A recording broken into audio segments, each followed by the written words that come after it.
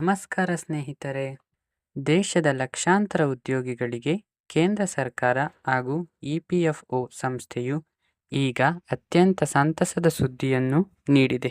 ಇನ್ಮುಂದೆ ನಿಮ್ಮ ಪಿಎಫ್ ಖಾತೆಯಲ್ಲಿರುವ ಹಣವು ಯಾವುದೇ ವಿಳಂಬವಿಲ್ಲದೆ ತಕ್ಷಣವೇ ನಿಮ್ಮ ಕೈ ಸೇರಲಿದೆ. ಹಾಗಾದರೆ ಈ ಒಂದು ವಿಶೇಷವಾದ ಅಪ್ಡೇಟ್ ಏನು ಎಂಬುದನ್ನು ಪೂರ್ಣವಾಗಿ ತಿಳಿಯಲು ಈ ವಿಡಿಯೋವನ್ನು ಕೊನೆವರೆಗೂ ನೋಡಿ.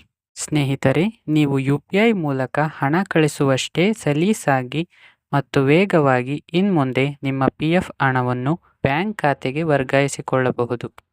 ನೌಕರರ ಭವಿಷ್ಯ ನಿಧಿ ಸಂಸ್ಥೆಯು ತನ್ನ ತಂತ್ರಜ್ಞಾನವನ್ನು ಮೇಲ್ದರ್ಜೆಗೆ ಏರಿಸಲು EPF 3.0 ಎನ್ನುವ ಬೃಹತ್ ಯೋಜನೆಯನ್ನು ಕೈಗೆತ್ತಿಕೊಂಡಿದೆ.